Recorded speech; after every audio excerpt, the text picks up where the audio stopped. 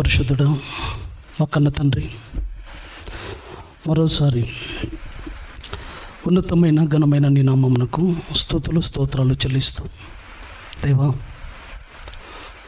మహోన్నతమైన నీ మహాసంకల్పంలో మా గురించి, మా బ్రతుకుల గురించి తండ్రి అపారమైన ఆలోచనలు కలిగి నీ చిత్తాన్ని, నీ సంకల్పాన్ని పండించి మళ్ళీ ఒకరోజు నీ ఉండే మహోన్నతమైన లోకంలో చేరుకున్నట్టులో, ఆ మహా అవకాశాన్ని పొందుకున్నట్టులో మరొక కార్యక్రమంగా కూడి వచ్చిన నీ ప్రియ పిల్లలంగా చెప్పబడుతున్న మాటలో పరమార్థాన్ని ఆలోచించుకున్నట్లు కృప చేయండి. కేవలం ఇనుటకే మాత్రం కాక ఇన్న మాటలను మా బ్రతుకులో ఆపాదించుకొని ముందుకు సాగుటలో కృప చేయండి. విలువైన నీ మాటలను నీ పిల్లలతో పంచుకొని పోచుండగా సమయోచితమైన జ్ఞానము, మరి ముఖ్యంగా ఆత్మ సహాయాన్ని, ఆరోగ్యాన్ని దయచేయమని వేడుతూ సమస్త ఘనత, మహిమ, ప్రభావానికి చెల్లిస్తాం. ప్రభువైన యేసుక్రీస్తు పేరిట ఈ ప్రార్థన అడిగి వేడుకుంటున్నాం మా కన్న తండ్రి, ఆమేన్.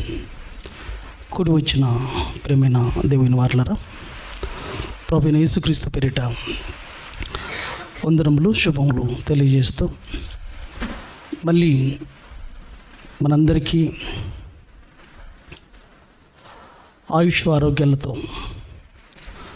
మరొక నూతన ఈ మధ్యాహ్న కాల సమయంలోనికి మనందరినీ తండ్రి తన పాద చెంతకు నడిపించిన విధానాన్ని బట్టి తండ్రి అయిన దేవాతి దేవుడికి ప్రభువైన యేసుక్రీస్తు పేరిట తండ్రికి కృతజ్ఞతాస్తుతులు చెల్లిస్తున్నాను. ప్రియులరా, మళ్ళీ మనందరికీ ఈ రీతిగా అవకాశాన్ని ఇచ్చి మనందరినూ తన యొక్క కృపలో, తన యొక్క బలిష్టమైన రెక్కల కింద కాచి కాపాడి మళ్ళీ ఈ దినంలోనికి నడిపించాడు. ఈ దినంలోనికి రాగలిగామంటే తండ్రి యొక్క అభిష్టం, తండ్రి యొక్క అనుగ్రహం, తండ్రి యొక్క కృప అన్న సంగతి మర్చిపోకూడదు. ప్రతి అడుగు వెనకాల, ప్రతి సెకండు వెనకాల తండ్రి అనుగ్రహం మన బ్రతుకుల్లో ఉంటేనే తప్ప ఈరోజు లేదా ఈ యొక్క గడియ లేదా ఈ యొక్క దినంలోనికి మనం రాలేము అన్న సంగతి ఎప్పుడూ మర్చిపోకూడదని తెలియజేస్తూ, మరి ఈరోజు కూడా ఒక ప్రాముఖ్యమైన, ఒక ఆలోచనాత్మకమైన విషయాన్ని తెలుసుకునే క్రమంలో ముందుకు సాగుదాం. ప్రియులరా, చాలామందికి చాలా అనుమానాలతో, మనమే కాదు క్రైస్తవ ప్రపంచం ఇప్పటికీ ఆలోచనలుగానే మెలిగి, ప్రశ్నలుగానే మెలిగి అంతు చిక్కని ఆలోచనలతో ఉండిపోయారు. అదేంటంటే, మన ముందున్న ఎంతోమంది భక్తిహీనులు ఎన్నిసార్లు వాక్యం చెప్పినా, ఎన్నిసార్లు వాక్యం వినిపిస్తున్నా మారని బ్రతుకులను సరిచేసుకోలేని వాళ్ళు, భక్తిహీనులుగా కళ్ళ ముందు కనబడుతున్న వారి జీవితాలను మనం చూస్తున్నప్పుడు, అలా బ్రతుకులు ఇంత సుఖవంతంగా, ఇంత ఉన్నతంగా, ఇంత చక్కగా, ఇంత బాగా ఉండడానికి కారణం ఏంటి అన్న ఒక సందేహం మనలో ఉండిపోతుంటుంది. వాళ్ళంతా హ్యాపీగా ఉండడానికి ఏం తక్కువ ఉండదు, అయినా దేవుని కోసం బ్రతకరు.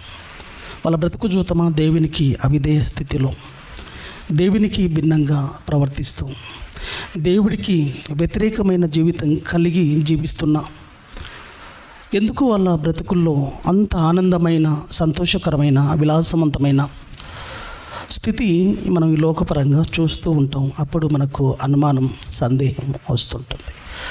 నేను ఇంత బాగా బ్రతుకుతున్నాను, ఇంత చక్కగా బ్రతుకుతున్నాను, సండే గుడికి వెళుతున్నాను, ప్రతి వారం క్రమం తప్పకుండా కానుక, ప్రార్థన, వాక్యం వినడంలో ఏ విషయంలో అశ్రద్ధ లేదు. మరి నాకెందుకు ఈ బ్రతుకు ఇంత దుర్భరంగా కొనసాగుతుంది? వాళ్ళని చూస్తున్నప్పుడు మనకు ఇది ఖచ్చితంగా వస్తుంటుంది. ఎందుకు దేవుడు పట్టించుకోడు, వాళ్ళు చేస్తున్న అక్రమాలు, వాళ్ళు చేస్తున్న అన్యాయాలు ఇవి చూస్తున్నప్పుడు మనకేమనిపిస్తుంది అంటే, ఎందుకు బ్రతుకుతున్నారు వీళ్ళు, ఎందుకు బ్రతకనిస్తున్నాడు అన్న సందేహం మనలో వస్తుంటుందా రాదా? చెప్పండి అమ్మ. చూస్తున్న సమాజాన్ని చూస్తున్నప్పుడు అలా ఈయన బ్రతికేనా, అసలు దేవుడు ఈయన ఎందుకు వదిలిపెట్టాడు అన్న సందేహం వచ్చినప్పుడు, దానికి ప్రశ్న మనలో తలెత్తినప్పుడు దానికి సమాధానం దొరకక సతమతం అవుతూ మన బ్రతుకును చూసుకొని బాధపడుతుంటాం. అలాని ఆ స్థితిలోనికి వెళ్ళిపోదామా? వద్దు. ఈరోజు భక్తిహీనులుగా దేవునికి నచ్చని విధంగా బ్రతుకుతున్న బ్రతుకుల్లో సుఖవంతమైన జీవితం ఎందుకు జరుగుతుంది? భక్తిహీనుల బ్రతుకుల్లో ఎందుకు సుఖ సంతోషాలతో ఉంటుంది వారి జీవితం అని ఇట్లా రాసుకోండి. మీరు ఎలా రాసుకుంటారో నేను ఇప్పుడు చెప్పిన సారాంశం మీకు అర్థమైతే రాసుకుంటారు. టైటిల్ రాసుకున్న వాళ్ళు ఒకసారి నాకు చెప్పండి. భక్తిహీనుల బ్రతుకులలో లేదా భక్తిహీనుల జీవితాలలో ఎందుకు సంతోషకరమైనవిగా వారి యొక్క దినములు ఉన్నాయి, లేదా భక్తిహీనుల జీవితాలు ఎందుకు సుఖవంతంగా ఉన్నాయి? ఇలా రాసుకునే ప్రయత్నం చేయండి. అంశంలోనికి మనం ముందుకెళ్దాం. ప్రియులారా, ఇటువంటి అనుమానాలతో సందేహాలతో మనం నిత్యం ఆలోచిస్తూ ఉంటాం. నిజమే, ఎందుకంటే ఆ సందేహం రాక తప్పదు. ఎందుకంటే మనం చాలని బ్రతుకుతూ ఇబ్బందులు పాలవుతున్నప్పుడు, మన కండ్ల ముందు వాళ్ళు అలా బ్రతుకుతున్నప్పుడు, ఆ విధంగా జీవిస్తున్నప్పుడు మనకు ఒక రకమైన బాధ, మత్సరపడుతుంటాం. ఈరోజు చాలామంది ఆలోచించే విషయం అదే. గొప్పగా బ్రతుకుతే ఇంత కష్టాలు, ఇబ్బందులు, కానీ వాళ్ళు బ్రతుకుతున్నా, దేవుడికి వ్యతిరేకంగా బ్రతుకుతున్నా దేవుడు ఏం పట్టించుకోవట్లేదు. దేవుడు చూడనట్లు వదిలేస్తున్నాడు. ఏం జరగదా, ఏం కాదా? మరి వాళ్ళ గురించి దేవుడు ఏం పట్టించుకోడా? వాళ్ళు అలా బ్రతుకుతున్నారంటే దేవుడు ఎందుకు తీసేయట్లేదు? ఎందుకు వాళ్ళపైన దేవుని యొక్క కోపం రావట్లేదు? ఈ సందేహం అనేది మనకు వస్తూ ఉంటుంది. ప్రియులారా, మరి బైబిల్లోకి వెళ్ళి తొంగి చూస్తే దేవుని యొక్క ఉద్దేశాలలోనికి వెళ్ళి ఆలోచిద్దాం. ఎందుకు వాళ్ళపైన దేవుడు ఎందుకు వాళ్ళను పట్టించుకోవట్లేదు? ఎందుకు అలా బ్రతుకుతున్నా, ఎన్ని వాక్యాలు చెప్పినా, సంఘాలలో కూడా అండి, ఎన్ని వాక్యాలు చెప్పినా, ఎన్ని అంశాలు చెప్పినా మారని బ్రతుకులు, భక్తిహీనులుగా మన కళ్ళ ముందు కనబడుతుంటారు. వస్తారు చర్చికి, చేసేటివి చేస్తుంటారు, మాట్లాడేటివి మాట్లాడుతుంటారు, ఎన్నో అక్రమాలకు, ఆలోచనలకు తడిగుడ్డ తుడుచుకో.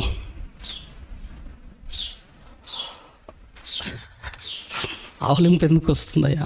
తడిగుడ్డలు పెట్టుకోండి, ఖర్చీపులు పెట్టుకోండి. ఇప్పటి నుంచి ఖచ్చితంగా ఖర్చీపులు పెట్టుకుంటే బాగుంటుంది. ఇలా తుడుచుకుంటే రీఫ్రెష్ అవుతుంది. సొంపుగా ఉన్నట్లుంది, వేడి వాతావరణం కదా, ఆవులింపులు ఎందుకు వస్తున్నాయి?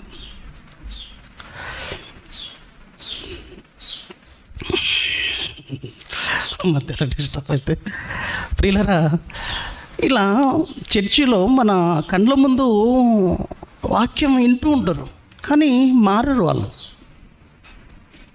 వాళ్ళని చూస్తున్నప్పుడు మనకు ఈ యొక్క కుళ్ళు కొద్దిగా ఒక రకంగా బాధ ఉంటుంది. వాళ్ళ జీవితాలను చూసినప్పుడు ఎందుకు దేవుడు పట్టించుకోవట్లేదు, ఎందుకు వాళ్ళను ఏమనట్లేదు, వాళ్ళ గురించి ఎందుకు దేవుడు ఆలోచించట్లేదా ఏంటి అన్న ఒక భావన నీతిగా బ్రతుకుతున్న వారికి ఈ ఆలోచన వస్తుంటుందండి. అయితే ఇదే విషయంలో ఒక భక్తుడు, అదే మనకు వచ్చిన సందేహంలో ఒక భక్తుడు కండ్ల ముందు భక్తిహీనులుగా తిరుగుతున్న వారి బ్రతుకులను చూస్తూ ఎందుకు దేవుడు పట్టించుకోవట్లేదు, ఎందుకు వీళ్ళను వదిలిపెట్టాడు, ఎందుకు వీళ్ళపైన దేవుని యొక్క కోపం, దేవుని యొక్క ఉగ్రత రగులుకోవట్లేదని ఆలోచిస్తున్నప్పుడు ఒక అద్భుతమైన సంగతి దేవుడు సమాధానం ఇవ్వడం చూసి ఆశ్చర్యపోయాడండి భక్తుడు. అవునా? అప్పుడు నీకు అర్థమవుతుంది, ఆ స్థితిలోనికి నువ్వు ఎట్టి పరిస్థితులను వెళ్ళకూడదు. నీ భక్తి జీవితాన్ని నువ్వు ఎంత ఉన్నతంగా నీ బ్రతుకును కొనసాగుతున్నావో అదే స్థితిలో అదే క్రమంలో ముందుకు సాగాలి తప్ప ఎట్టి పరిస్థితుల్లో కండ్ల ముందు కనబడుతున్న భక్తిహీనులు సుఖవంతమైన జీవితం బ్రతుకుతూ ఎంతో ఆనందంగా హాయిగా విలాసవంతంగా ఈరోజు ఆకాశానికి పడగెత్తారు, కోట్లు సంపాదించారు, ఎన్నో అక్రమాలు చేస్తున్నాం, అన్యాయాలు చేస్తున్నాం, పాపభూయిష్టమైన పనులు ఎన్నో చేస్తున్నాం. వాళ్ళు బ్రతుకుతున్నారు, వాళ్ళని ఏం అనట్లేదు, వాళ్ళని ఏం పట్టించుకోవట్లేదని మెల్లగా కాలు జారి నీవు అదే పరిస్థితుల్లోనికి వెళితే తస్మత్ జాగ్రత్త. దేవుడు ఒక సంగతిని, ఒక విషయాన్ని, వారి గురించి మనకు ఒక అద్భుతమైన విషయాన్ని చూపించబోతున్నాడు. చూడాలి మనం ఇప్పుడు. భక్తునికి వచ్చిన సందేహమే ఈరోజు మనకు కూడా ఉన్న సందేహమే అది. ఇర్మియా గ్రంథము 12వ అధ్యాయము 1వ వచనం. ఇప్పటి నుంచి ఈ ఆలోచన మర్చిపోకండి. ఇక్కడ ఇర్మియా గారు దేవుడితో చెప్తున్నాడండి, యెహోవా, నేను నీతో వాదించినప్పుడు నీవు నీతిమంతుడుగా కనబడదువు, అయినను న్యాయము విధించుటను గురించి నేను నీతో మాట్లాడుదును. చాలు, ఇక్కడ కొద్దిగా ఆగుదాం. యెహోవా, నేను నీతో వాదించినప్పుడు నీవు నీతిమంతుడుగా కనబడదు. ప్రియులరా, ఈరోజు మనం ఒక వ్యక్తిని చూపిస్తున్నప్పుడు, ఒక వ్యక్తిని బేరేజ్ వేస్తున్నప్పుడు దేవుడు ముందు మనం నీతిమంతులుగా మనం కనపరుచుకునే ప్రయత్నం చేయడానికి ప్రయత్నం చేస్తాం. చేయొద్దు. మనం ఎంత, మన బ్రతుకులు ఎంత. దేవా, నేను నీతిమంతుడిని, నేను గొప్పవాడిని. నీ దృష్టికి నీవు గొప్పవాడవు కావచ్చు, మరి దేవుని దృష్టికి నీవు గొప్పవాడవా? దేవుని దృష్టికి నీవు నీతిమంతుడుగా ఉన్నావా లేదా అనేది చూసుకోవాలి. నీ దృష్టికి నీవు బాగున్నావు అనే ఒక ఆలోచనలో ఉండిపోవచ్చు, కానీ ఇక్కడ దేవుడి ముందు నువ్వు మాట్లాడుతున్నప్పుడు, దేవుడి దగ్గరికి నీవు వస్తున్నప్పుడు, నువ్వు ఎట్టి పరిస్థితుల్లో నేను గొప్పవాడును, పక్కవాడు ఇలాంటివాడు, నీ దృష్టిలో వాడు చెడ్డవాడైతే దేవుడి దృష్టిలో మంచివాడై ఉండొచ్చు. దేవుడి దృష్టిలో చెడ్డవాడై ఉంటే నీ దృష్టిలో మంచివాడుగా ఉంటుంది. అలా అనుకుంటే ఎలా? దేవుడు ముందు మనం ఏమంటాడో తెలుసా? మనల్ని మనం చూపించుకోవడం కాదండి. దేవుడి దగ్గరికి వెళ్ళినప్పుడు దేవుడితో మాట్లాడే విధానం ఏంటో తెలుసా? దేవా, నేను నీతో వాదించినప్పుడు నీవు నీతిమంతుడు. మనం ఎక్కడ, మన బ్రతుకులు ఎక్కడ? నీవు నీతిమంతుడుగా కనపడదు, అయినను న్యాయము విధించుటను గూర్చి నేను నీతో మాట్లాడుదును. న్యాయం తీర్చేది నీవు. అది నాకు సంబంధించింది కాదు. నేను చెప్పలేను ఈడు ఇలాంటి వాడు, వాడు అలాంటి వాడు, వాడు నీతిమంతుడు, ఈడు అనీతిమంతుడు, వాడు నీతిమంతుడు, ఈడు దుర్నీతిలో ఉన్నాడు అని చెప్పడానికి వీలులేదు. నీ దృష్టిలో నీతిమంతుడుగా ఉండొచ్చు వాడు, కానీ దేవుని దృష్టిలో నీతిమంతుడుగా ఉండకపోవచ్చు. నీవు జడ్జిమెంట్ చేయడానికి వీల్లేదు. అది దేవుడు న్యాయాలను దేవుడు చూస్తాడు. అది ఇక్కడ చూడు ఏం చెప్తున్నాడు. దుష్టులు తమ మార్గములలో వర్ధిల్లనేలా ప్రశ్న వేశాడు. దేవా, దుష్టులు కండ్ల ముందు కనబడుతున్నారు, తమ మార్గములలో వర్ధిల్లనేలా. అంత చక్కగా వాళ్ళు బ్రతుకుతున్నారు, అంత చక్కగా ఉన్నతమైన బ్రతుకులు కలిగి జీవిస్తున్నారు, వాళ్ళు వర్ధిల్లనేలా. మహావిశ్వాసఘాతకులు, మామూలు కాదండి, మహావిశ్వాసఘాతకులు సుఖింపనేలా. మహావిశ్వాసఘాతకులు సుఖింపనేలా. దేవా, నీవు వారిని నాటుచున్నావు, వారు వేరు తన్నుచున్నారు, వారు ఎదిగి ఫలము నిచ్చుచున్నారు. చూసారా, దేవుడు అవకాశం దేవుడు అనుగ్రహిస్తేనే ఏ మనిషి అయినా వరదిల్లుతాడు. ప్రేమైన దేవుని వారలారా, ఈరోజు భూమి మీద బ్రతుకుతున్న ప్రతి మనిషి బ్రతుకుల్లో ఉన్నత స్థాయి, ఒక ఉన్నతమైన స్థితిలోనికి బ్రతికెళ్ళిందంటే దేవుని యొక్క కృప, దేవుని యొక్క అనుగ్రహం అన్న సంగతి మర్చిపోకూడదు. మహావిశ్వాసఘాతకులు సుఖింపనేలా. దేవా, యెహోవా, లేదా నీవు వారిని నీవు వారిని నాటుచున్నావు, నీవే నాటుచున్నావు, నీవే వారికి అవకాశం ఇస్తున్నావు. ఆ స్థితిలో ఉండడానికి కారణం నీ అనుగ్రహం. నీవు అలా అనుగ్రహిస్తున్నావు కాబట్టి వారు వేరు తన్నుచున్నారు. అంటే బలంగా ఉన్నతమైన స్థితిలోనికి వాళ్ళు వెళ్ళగలుగుతున్నారు. వారు ఎదిగి ఫలమునిచ్చుచున్నారు. అయితే వారి నోటికి నీవు సమీపముగా ఉన్నావు, కానీ వారి అంతరింద్రియములకు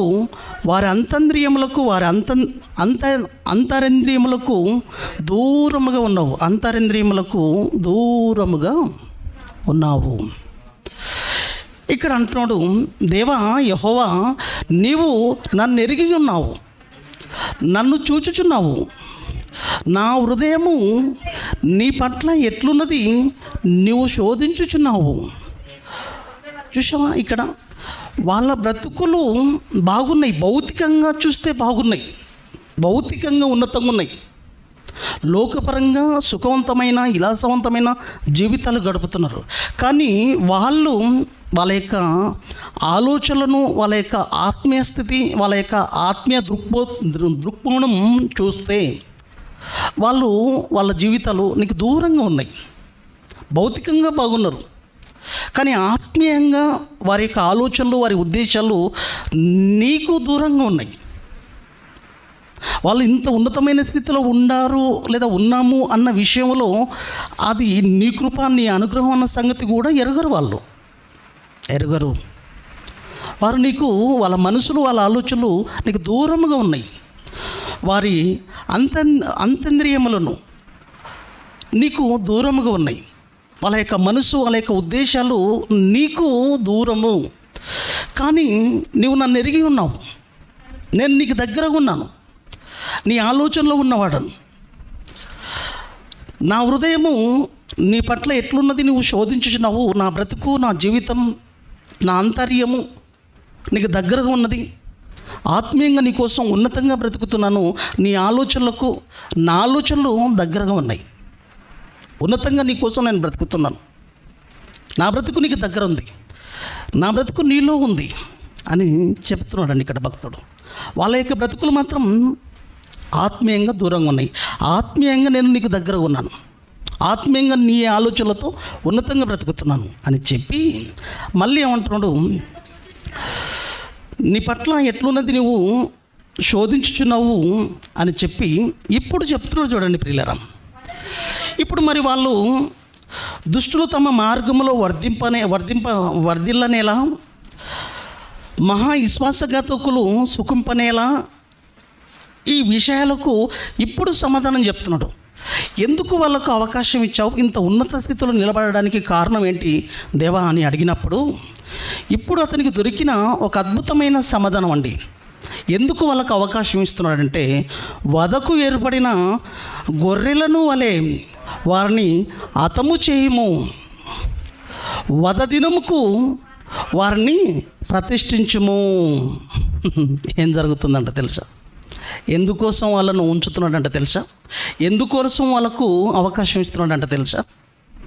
ఆ విషయాన్ని మనం ఆలోచించుకుంటే, వధకు ఏర్పడిన గొర్రెలను వలె వారిని హతము చేయము. ప్రేమైన దేవుని వారలారా,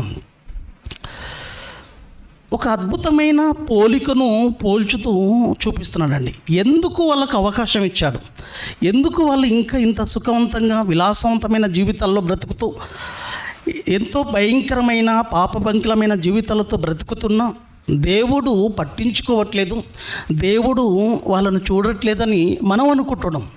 కానీ ఇక్కడ దేవుని యొక్క ఉద్దేశం భక్తుడు చూపిస్తూ, దేవుని యొక్క ఆలోచన ఏంటంటే తెలుసా? వధకు ఏర్పడిన గొర్రెలను వలె వారిని హతము చేయము, వధ దినమునకు వారిని ప్రతిష్ఠిస్తున్నాడంట. మనం ఏం చేస్తాం తెలుసా ప్రియులరా? మనం ఒక గొర్రెను, ఒక కోడిను, ఒక మేకను పెంచుతుంటాం. ఎందుకు పెంచుతుంటాం? ఒకరోజు వధించడానికి ప్రతిష్ఠించిన గొర్రెను బలిష్టంగా మేపడానికి ఇష్టపడతావా, లేకుంటే దానికి మేత వేసి అయినట్లు చూస్తావా? ఎందుకు మేత వేస్తున్నావు, దానికి ఎందుకు దానికి తౌడు లేదా ఏమంటారు దాన, మంచి మంచి గడ్డి, మంచి మంచి మేత దానికి తెచ్చి పుష్టిగా దాన్ని ఎందుకు మేపుతుంటాం? మంచిగా కండలు ఎందుకు అది బలిసే విధంగా దాన్ని ఎందుకు పెంచుతుంటాము అని అంటే, ఒకరోజు దాన్ని కోసుకొని తినాలి, ఒకరోజు కోసుకొని తినాలి. ఒకరోజు వధించాలంటే వధించేది ఎలా ఉండాలి? బలంగా బలిష్టంగా పెంచాలి. కాబట్టి దానికి కావాల్సిందంతా తెచ్చి పెడుతుంటాం, కావాల్సిందంతా వేస్తుంటాం. అంటే దాని మీద ప్రేమ ఉండా లేకుంటే ఎందుకొరకు? దాని మీద ప్రేమ ఉండా ఎందుకొరకు వేస్తున్నట్లు? ప్రేమ కాదు. దాన్ని ఒకరోజు కోసుకొని తినాలంటే అది బలంగా ఎదగాలి. ఒకరోజు దాన్ని వదకు సిద్ధం చేస్తున్నావు, ఒకరోజు అది వదకు సిద్ధమవుతుంది. వధించేది ఎవరైనా బక్కతీలుగా ఉన్నది తీసుకుంటాం కదా, ఎముకలతో వేసుకొని ఎముకల గూడుతో ఉన్నదాన్ని ఎవరైనా తీసుకుంటారా? కోళ్ళ ఫారంలోనికి వెళ్ళండి. కోళ్ళ ఫారంలో ఉన్న రైతు కోళ్ళను పెంచుతున్నాడంటే కోళ్ళ మీద ప్రేమ కదండి. ఒకరోజు వధించడానికి అవి బలిష్టంగా బలంగా తొడలు బలంగా కండతో ఇవన్నీ ఉంటేనే రైతు దగ్గర కస్టమర్ తీసుకొని వధించడానికి దాన్ని తీసుకొని వెళ్ళిపోతారు. అంటే అంత బలంగా పుష్టిగా మేపుతున్నాడంటే అర్థం ఏంటి? ఒకరోజు దాంట్లోనూ వధించడానికి పంపాలి, ఒకరోజు కోసుకొని తినాలి అనుకునే రైతు ఒక గొర్రెనో ఒక మేకనో ఒక పొట్టేలు పిల్లను ఎలా మేపుతారంటే కావలసినంత పెడుతుంటాం ఒకరోజు దాన్ని వధించడానికి. అంటే ఈరోజు దేవుడు ఒక పోలికతో పోల్చుతూ చెబుతున్న విషయం ఏంటంటే, ఈరోజు ఈ ప్రపంచ పరిస్థితి కూడా, ఈరోజు దేవుడి కోసం బ్రతకలేకపోతున్నారు. చూశారు, విలాసవంతమైన జీవితాలతో, ఈరోజు లగ్జరీ జీవితం, ఈరోజు మనకు తినడానికి కూడా తిండి లేకపోతూ పక్కలో ఉన్న వాళ్ళను చూస్తూ మనం బాధపడుతుంటాం. కానీ బాధపడడానికి వీల్లేదు ప్రియులరా. వీళ్ళు ఒకరోజు ఎక్కడ సిద్ధమవుతున్నారో తెలుసా? వధకు సిద్ధమవుతున్నాయి వాళ్ళ జీవితాలు. వధకు సిద్ధమయ్యే ఒక గొర్రెను ఏ విధంగా బలిష్టంగా పటిష్టంగా దానికి కావలసిన మేతను అందిస్తూ వధ కోసం సిద్ధం చేస్తావో మీకు అర్థమవుతుందో లేదో నేను చెప్పేది? అర్థమవుతుందా? చక్కగా మేపుతామండి. ఇది ఏంటి కొరకు రాలంటే ఒక రోజు నేను కోసుకొని తినడానికి. అందుకే దీన్ని ఏం చేయాలి? బాగా బలవాలి. కాబట్టి దీనికి కావాల్సిన ఐటమ్స్ అంతా మంచి ఐటమ్స్ అంతా తెచ్చి పెడుతూనే ఉంటాం. ఎందుకు మంచి ఐటమ్ తెచ్చి పెడుతున్నాం అంటే ఒకరోజు కోసుకొని తినాలి, ఒకరోజు బలివ్వడానికి, ఒకరోజు వధించడానికి. మరి వీళ్ళ జీవితాలు కూడా దేవుడు కోసుకొని తింటడానికి కాదు, అక్కడ వాళ్ళని కోసుకొని తింటడానికి కాదు. ఒకరోజు భయంకరమైన స్థితిలోనికి వాళ్ళ జీవితాలు వెళ్ళబోతున్నాయి. అంటే వధకు సిద్ధపడుతున్న జీవితాలు, వధ దినమునకు వారిని దేవుడు ప్రతిష్ఠించాడు. ఆ రోజు వాళ్ళ జీవితాలు భయంకరమైన పరిస్థితిలోనికి వెళ్ళడానికి సిద్ధమవుతున్నాయన్న సంగతి ఎప్పుడు మర్చిపోకూడదు. మనం బాధపడడానికి వీళ్ళది ప్రేమైన దేవుని వారలారా. అటువంటి మహా విశ్వాసఘాతకులుగా మనం ఎట్టి పరిస్థితుల్లో ఉండకూడదు. వాళ్ళను చూసి మనము కూడా వాళ్ళని దేవుడు పట్టించుకోవట్లేదు, వాళ్ళను ఏమనట్లేదు, వాళ్ళ గురించి ఆలోచించుకోవట్లేదు అనుకుంటే పొరపాటు. దేవుడు ఎందుకు వాళ్ళకు అవకాశం ఇచ్చాడో తెలుసా? ఆ అవకాశంలో ఆ వధకు సిద్ధపడిన రోజు వరకు దేవుడు వెయిట్ చేస్తుంటాడు, దీర్ఘశాంతంతో ఉంటాడు. ఏ దుష్టుడు ఎవరు కూడా నశించడం దేవునికి అస్సలు ఇష్టం లేదండి. ఎవరు నశించాలనేది దేవుని యొక్క ఉద్దేశం కాదు. ప్రతి మనిషి బాగుండాలి. దుష్టుడు మరణం నొందుట నాకు సంతోషము కాదు అంటాడు దేవుడు. కానీ ఆ సమయాన్ని దేవుడు ఇస్తాడు, ఆ అవకాశాన్ని దేవుడు ఇస్తాడు. కానీ ఆ వధ దినముకు ఆ మధ్య గ్యాప్లో వీడు బాగుపడితే సరిపోయా, వాని మనసును మార్చుకుంటే పర్వాలేదు. ఇక అలానే జీవించేస్తా అలానే ఉండిపోతుంటే వధకు నీ బ్రతుకు వెళ్ళబోతుందన్న సంగతి నీ కళ్ళ ముందు ఉన్నవన్నీ చూసి నువ్వు ఒకసారి బాధపడాలి. అయ్యో ఈ బ్రతుకు వధకు సిద్ధమైపోతుంది, ఒకరోజు వధించబడడానికి వాని బ్రతుకు వెళ్ళబోతుందన్న సంగతి ఈరోజు నీ కళ్ళ ముందు చూస్తున్న వారిని చూసి నువ్వు బాధపడాలే తప్ప వాళ్ళను చూసి నువ్వు అసూయపడద్దు. నేను ఇంతగా బ్రతుకుతున్నాను, ఇంతగా దేవుడి కోసం చేస్తున్నాను, అసలు చర్చికి ఏ రోజు కూడా వదిలిపెట్టను, ప్రతి కానుక అంటే ప్రతి కార్యక్రమానికి నేను నా కష్టార్జితంలో ఇంత నేను ఇస్తుంటాను ఉంటున్నానని బాధపడుతుంటాం. ప్రేమైన దేవుని వారలారా, బాధపడద్దు. దేవుడు ఒక ఆలోచన కలిగి ఉన్నాడు వారి పట్ల. ఆ స్థితిలోనికి నీవు వెళ్ళాలనుకుంటున్నావా? వద్దు. ఒకరోజు వధ దినమునకు వాళ్ళు సిద్ధపరచబడుతున్నారు. వదిలిపెట్టడు దేవుడు. వధకు సిద్ధమవుతున్నారు. వాళ్ళు తింటారు, ఈరోజు అనుభవిస్తారు, అన్నీ పొందుకుంటాయి. కానీ ఒకరోజు వధ దినముకు ఒక గొర్రె ఏ విధంగా అయితే సిద్ధమవుతుందో, ఒకరోజు బలి కావడానికి సిద్ధమవుతుందో, అదే పరిస్థితిలో మానవ సమాజం ఉంది అని దేవుడు చెప్తున్న విషయం మనకు అర్థమైతే ఈసారి ఇక నుంచి ప్రతి మనిషి బ్రతుకును చూసి నువ్వు బాధపడాలి.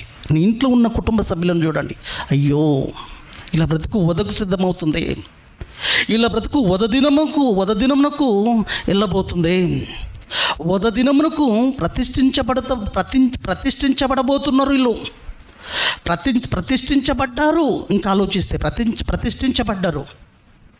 ఈ మధ్యలో ఏమైనా మార్పును నువ్వు తీసుకొస్తే, ఈ మధ్యలో ఏమైనా వాటిలో మార్పు వచ్చేస్తే బాగుపడే అవకాశం ఉంది.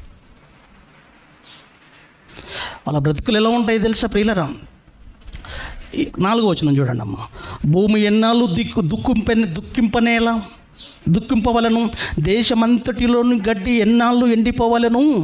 అతడు మన అంతము చూడని దుష్టులు చెప్పుకొనుచుండగా, దేశములో నివసించు వారి చెడుతనము వలన జంతువులను పక్షులను సమసిపోచున్నాయి. అయినా దేవుడు ఎందుకు పట్టించుకోవట్లేదా? వీళ్ళ వలన ఇంత నష్టం జరుగుతుంది, ఇంతగా భూమి దుఃఖిస్తుంది, ఇంత భయంకరమైన పరిస్థితిలో ఉన్నా వీళ్ళని ఎందుకు పట్టించుకోవట్లేదంటే ఇది కారణం. ప్రియమైన దేవుని వారలారా, ఇది కారణం. నీవు పాదచారులతో పరిగెత్తగా వారు నిన్ను అలయగొట్టిరి కదా, నీవు రౌతులతో ఎలాగూ పోరాడుదువు, నెమ్మది గల స్థలంలో నీవు క్షేమముగా ఉన్నావు కదా, యోర్దాను ప్రవాహముగా వచ్చినప్పుడు నీవేమీ చేయదువు. నీ సహోదరుల సైతం నీ తండ్రి ఇంటి వారి సైతం నీకు ద్రోహము చేయుచున్నారు, నీవు వెంబడి గేలి చేయుదురు. వారు నీతో దయగా మాట్లాడుచున్నాను, నీవు వారిని నమ్మకూడదు. ప్రేమైన దేవుని వారలారా, ఇక్కడ ఉన్న ఆలోచనలో వాళ్ళ బ్రతుకులు ఎంత భయంకరంగా ఉన్నా దేవుడు ఎందుకు వాళ్ళకు అవకాశం ఇస్తున్నాడో ఒకసారి మీరు ఆలోచించండి. భూమి ఎన్నాళ్ళు దుఃఖింపవాలను. వీళ్ళని బట్టి భూమి దుఃఖిస్తుంది తప్ప వీళ్ళని బట్టి దేశమంతటిలోని గడ్డి ఎన్నాళ్ళు ఎండిపోవాలను. ఇంకా చూడండి, వాళ్ళు ఏమనుకుంటారు? మన అంతము చూడని దుష్టులు చెప్పుకొనుచుండగా, దేశంలో నివసించే వారి చెడుతనము వలన జంతువులు పక్షులు సమసిపోతున్నా ఎందుకు వాళ్ళకు అవకాశం ఇస్తున్నాడో తెలుసా? వాళ్ళు ఎందుకు అంత ఉన్నతమైన స్థితిలో గొప్పగా ఉంటున్నారో తెలుసా? వధకు సిద్ధమైపోతున్నారు. వధ దినముకు ప్రతిష్ఠించాడు వాళ్ళను. వాళ్ళు సిద్ధమవుతున్నారు. ఒకరోజు వధించబడడానికి సిద్ధమవుతున్న బ్రతుకులు. ప్రియమైన దేవుని వారలారా, ఒక అద్భుతమైన సంగతిని మనం చూడగలిగితే ఇదే విషయంలో, దీనికి సంబంధించిన విషయమే ఇంకొక దగ్గర భక్తుడు ఎలా మాట్లాడుతాడో. కీర్తన గ్రంథము 37-35 వచనం అండి. కీర్తనలు 37-35 వచనంలో ఇక్కడ కూడా చూడండి భక్తుడు వీళ్ళ గురించి ఏం రాశాడో. దేవుని సమాధానాన్ని మనం చూడగలిగితే 37 కీర్తన గ్రంథము 35 వచనం. భక్తిహీనుడు ఎంతో ప్రబలియుండుట నేను చూచియుంటిని, అది మొలుచిన చోటనే విస్తరించిన చెట్టు వలె వాడు వర్ధిల్లియుండును. అంతే కదండి, ఎంత ఉన్నతమైన స్థితిలోనికి వెళ్ళిపోతాడో. ఒక చెట్టు విస్తరించిన చెట్టు వలె వాడు వర్ధిల్లియుండును. ఉన్న దగ్గరనే ఎంతో ఉన్నతమైన స్థితి, ఎంతో ఉన్నతమైన బ్రతుకు, ఎంతో ఉన్నతమైన జీవన శైలి, ఎంతో విలాసవంతమైన జీవితం, గొప్పగా వాని యొక్క ఆలోచనలు ఉన్నతంగా ఉంటాయి. కానీ మన బ్రతుకులు మాత్రం చాలా దారుణంగా ఉంటాయండి. అప్పుడు వాళ్ళని చూస్తూ బాధపడడానికి వీల్లేదు ప్రియులరా. ఏం జరిగిందో చూడండి. అలా మొలిచిన చోటనే ఏ విధంగా అయితే ఒక చెట్టు విస్తారముగా విస్తరించి చెట్టు ఎలా ఉంటుందో అలా ఒకడు వర్ధిల్లుతాడంట.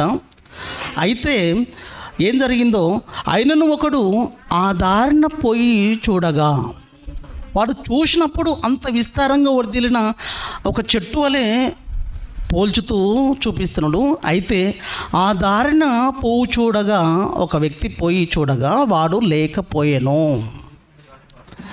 నేను వెతికి తిని కానీ వాడు కనబడకపోయాను. ఏమండి, అంతలోనే అదృశ్యం అయిపోయింది బ్రతుకు. వెతికిన కనబడడు, ఉండాలి కదంటే లేడు. ఇప్పుడు మరి అంతగా వాళ్ళ బ్రతుకులు ఉంటాయండి. అంటే వాళ్ళ బ్రతుకులు ఎంతగా మాయమైపోతున్నావో, ఎలా మాయమైపోతున్నావో ఒకసారి మనం ఆలోచిస్తే, ఏంటి ఇక్కడ ఒక వ్యక్తి ఉండాలి, ఇక్కడ పలానా వ్యక్తి ఉండాలి, పలానా వ్యక్తి ఉండాలి కదా అంటే లేడు. మరి ఇప్పుడు వెతికిన దొరకడు. ఎంత విస్తారంగా వరదిల్లాడో, వరదిల్లిన ఈ వ్యక్తి, ఒక వ్యక్తి అంటున్నాడు, దారిని పోయి చూడగా వాడు లేకపోయాను, నేను వెతికినను వాడు కనబడకపోయాను. అంత ఇదిగా ఉంటుంది వాళ్ళ బ్రతుకు. అటువంటి భక్తిహీనత ఆలోచనలోనికి మన బ్రతుకులు ఎప్పుడు వెళ్ళకూడదు ప్రియులారా. వాక్యం చెప్పే కొద్దీ వాక్యపు ఆలోచనలతో మన బ్రతుకులను ముందుకు నడిపించుకోవాలి తప్ప, ఎన్ని అంశాలతో మనం ఎన్ని అంశాలు మనకు బోధించబడుతున్నా మనలో మార్పురాని జీవితం అలానే కొనసాగుతాయి. మనం కూడా భక్తిహీనతలోనికి మనం వెళ్ళిపోయి, దేవుడు పట్టించుకోడు, దేవుడు ఏమనుకుంటాడు, దేవుడు ఏమంటాడు, దేవుడు చూస్తాడా, దేవుడు చేస్తాడా, అందరూ బ్రతుకుతున్నాడు, అందరూ అలా ఉన్నారు, అందరూ ఎంతో ఉన్నతమైన స్థితిలో విలాసవంతంగా వాళ్ళ జీవితాలు ఉన్నాయి. వాళ్ళని పట్టించుకొని దేవుడు నన్నేం పట్టించుకుంటాడని ఇక్కడ క్రైస్తవులు కూడా ఆ పరిస్థితుల్లోనికి వెళ్ళిపోతే ప్రియులరా, తస్మత్ జాగ్రత్త. ఇది భక్తిహీనుల గురించి.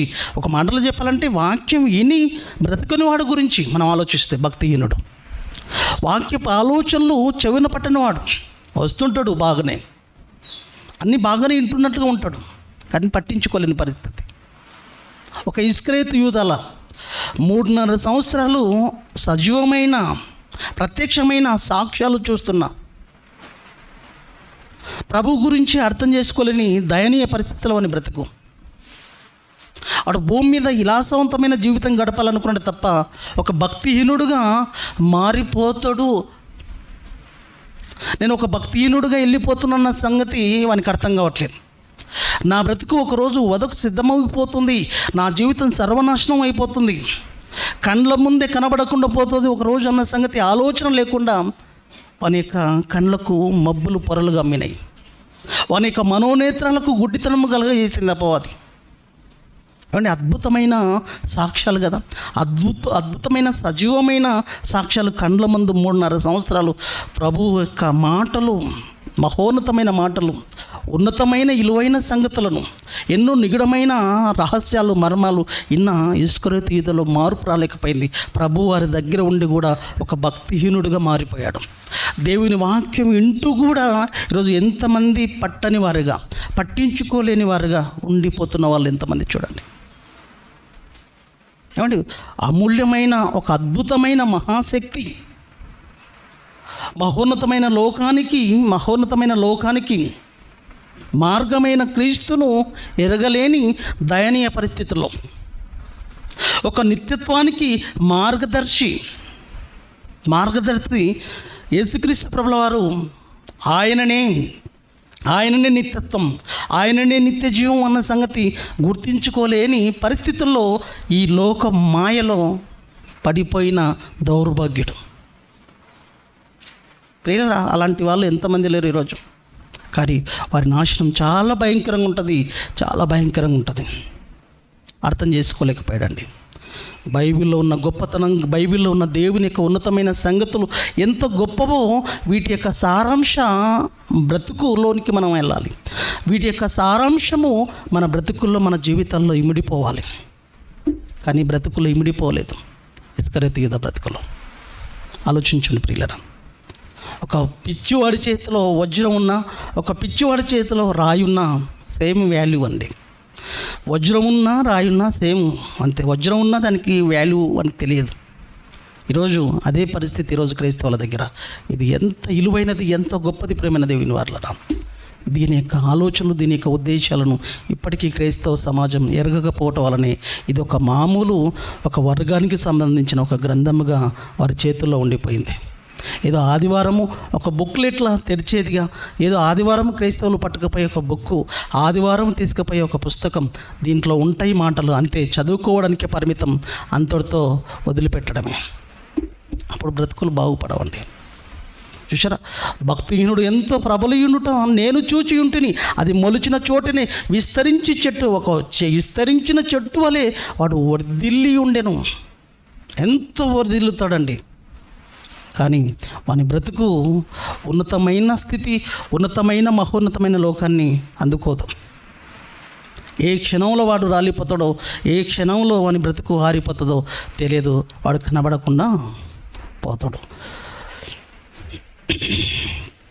ఇంకా 37లో కూడా చూడండి అమ్మా, అక్కడనే వచనంలో, నిర్దోషులను కనిపెట్టము దేవా, నిర్దోషులను కనిపెట్టము, యథార్థవంతులను చూడము, సమాధానపరచు వారి సంతతి నిలుచును కానీ ఒక్కడైనా నిలవకుండా అపరాధులు నశించుదురు. చూసారా ప్రియులారా, శేషం లేకుండా మిలిగిపోతుందండి. శేషమే లేకుండా ఏమైపోతుంది? నాశనం అయిపోతుంది. ఎవరిది? దుష్టులదండి. ఎవరిది నిలువబోతుంది? యథార్థవంతులను చూడము, సమాధానపరచు వారి సంతతి నిలుచును. దేవుని కోసం బ్రతికే వారి సంతతి నిలుస్తుందండి. వారి యొక్క ఉనికి ఉంటుంది, వారి యొక్క శేషం మిలుగుతుంది. వారి ప్రస్తావన ముగింపు అనేది ఉండదు. వారి సంతతి నిలుచును. ఎక్కడ నిలుస్తుంది? మహోన్నతమైన లోకంలో వాళ్ళను చూస్తాం. మహోన్నతమైన లోకంలో వాళ్ళ బ్రతుకు ఉండబోతుంది. కానీ వీళ్ళ బ్రతుకు ఒక్కడైనా నిలవకుండా అపరాధులు నశించిపోతారు. వాళ్ళు కనబడరు. వాళ్ళ యొక్క ఉనికి అనేది ఉండదు. ఒకవేళ ఉంటే నిత్య శిక్షలో. చూశారా, దేవుడి కోసం బ్రతికిన తరాల యొక్క బ్రతుకులను మనం చూడగలిగితే, ఒక అబ్రహాం, ఇసాకు, యాకోబులు వాళ్ళ యొక్క బ్రతికిన కాలం నుంచి మొదలుకుంటే ఇప్పటి వరకు వాళ్ళ ప్రస్తావన కొనసాగుతూనే ఉంది. వాళ్ళ ఉనికి నిలిచి ఉంది. వాళ్ళ ప్రస్తావన ఇప్పటికీ కొనసాగుతుంది. వాళ్ళు మహోన్నతమైన లోకానికి అర్హత సంపాదించుకున్న వాళ్ళు, నిత్యత్వానికి అర్హత సంపాదించుకొని పరదేశంలో ఉండిన భక్తుల జీవితాలు అవి ఎప్పుడు ప్రస్తావనలో వస్తుంటాయి. భక్తిహీనుల సంతతి నిర్మూలమగును. శేషం కూడా మిలగదండి. వాళ్ళ జ్ఞాపకంలో కూడా ఉండరు. యెహోవాయే నీతిమంతులకు రక్షణాధారం. చాలా. ఇంకో మాట చూద్దాం. ఇదే భక్తిహీనుల గురించి యోబు గారు ఏం మాట్లాడుతున్నాడో చూస్తే, యోబు గ్రంథము 21వ అధ్యాయము 7వ వచనం అండి. యోబు గ్రంథం 21వ అధ్యాయము 7వ వచనంలో చూడండి, భక్తిహీనులు ఎలా బ్రతుకుదురు? వారు వృద్ధులై బలాభివృద్ధి ఎలా నొందుదురు? చూసారా, వాళ్ళ గురించి మాట్లాడుతున్నాడండి.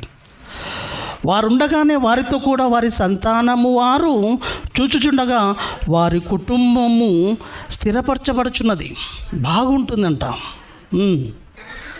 వారి కుటుంబములు భయమేమీ లేక క్షేమముగా నున్నవి. దేవుని దండము వారి మీద పడుటలేదు అనుకుంటారు వాళ్ళు. వారు గొడ్లు దాటగా తప్పక చూలు కలుగును. వారి ఆవులు ఈచుకపోక ఈనును. అన్నీ బాగుంటాయండి. గొడ్లు, గోదలు, పశువులు అన్నీ సుభిక్షముగా ఉంటాయండి. చాలా ఉన్నతమైన స్థితిలో ఉంటారు. వారు తమ పిల్లలను మందలుగా బయటికి పంపుదురు. వారి పిల్లలు నటనము చేయుదురు. ఎంత విలాసవంతంగా ఎన్నో ప్రోగ్రాంలో పాల్గొంటుంటారు. లోకపరంగా ఏం పర్వాలేదు అనుకుంటారు. తాంబూర స్వరమండలములను పట్టుకొని వాయించుదురు. సానికనాదము విని సంతోషించుదురు. ఇలా బ్రతుకుతూ ఉంటారు వాళ్ళు. ఇంత ఉన్నతమైన స్థితిలో ఉంటాయి వాళ్ళ బ్రతుకులు. కానీ ఏం జరుగుతుందంటే తెలుసా, వారు శ్రేయస్సు కలిగి దినములు గడుపుచుందురు లేదా గడుపుదురు. ఇలా గడుపుతుంటారండి. ఇంత ఉన్నతమైన స్థితిలో గడుపుతూ ఉంటారు. ఇంకేం పర్వాలేదు అనుకుంటారు. ఇంకా ఇంత ఉన్నతమైన జీవితం ఇక మాకు ఇంతకంటే ఇంకేం కావాలన్న ఆలోచనలతో ఉండిపోయిన వీళ్ళు ఏం జరగబోతుందో ఆ సంగతి ఎరగగా బ్రతుకుతున్న ఆ టైంలో ఒక్క క్షణములోనే ఎంత దారుణం ఉండబోతుందో వాళ్ళ బ్రతుకులు. ఇది కావాలా నీకు బ్రతుకు? ఇలాంటి వారి జీవితం నీకు కావాలా? వారు ఒక్క క్షణంలోనే పాతాళమునకు దిగుదురు. చూశారా ప్రియులారా, ఏం బాగున్నాయండి బ్రతుకులు. మనం అనుకుంటాం, వాళ్ళని చూసి ఏదో అనుకుంటామండి, ఏదో ఆలోచిస్తుంటాం. ఇలా బ్రతుకుతున్నారు, ఇలా ఉన్నారు, ఇంత విలాసవంతంగా వాళ్ళ పిల్లలు కదా, వాళ్ళ యొక్క బ్రతుకులు ఇంత ఇదిగా ఉన్నా కూడా వాళ్ళను దేవుడు పట్టించుకోడు, వాళ్ళ గురించి ఆలోచించడు అని మనం అనుకుంటుంటాం. ఏదైనా చేస్తుంటారు, ఏవైనా చేస్తుంటారండి. చూసి మనం ఈర్ష్య పొందడానికి వీల్లేదు. కానీ వాళ్ళు అనుకుంటారు, వారు శ్రేయస్సు కలిగి తమ దినములు హ్యాపీగా గడుపుతుంటారు. కానీ ఒక్క క్షణంలో వాళ్ళ బ్రతుకులు ఎక్కడ దిగిపోతాయి తెలుసా? నిత్య శిక్షలోనికి వెళ్ళిపోతాయి. కానీ నీ బ్రతుకు దేవుడి కోసం బ్రతికితే మహోన్నతమైన లోకానికి వెళ్ళిపోతుంది. శరీరం వదిలిన మరుక్షణమే మహోన్నతమైన లోకం నువ్వు చూడగలుగుతావు. మహోన్నతమైన లోకం నీకు స్వాగతం పలుకుతుంది. వాళ్ళకు నిత్యత్వం కాదు, నిత్య శిక్ష స్వాగతం పలుకుతుంది. ఏంటి ఈ జీవితం తారుమారు? ధనవంతుడి బ్రతుకు అర్థం కాలేదు. విలాసవంతమైన జీవితం బ్రతుకుతూ, విలాసవంతమైన ఉన్నత స్థితిలో బ్రతుకుతూ, తినుతూ త్రాగుచు, కట్టని బట్ట కట్టకుండా సన్నపు నార వస్త్రములు ధరించుచు బహుసుఖపడుచు సుఖంలో మళ్ళా బహుసుఖపడమే జీవిత దయం అనుకున్నాడు. సుఖపడడం ఎలా అనేది నేర్చుకున్నాడు.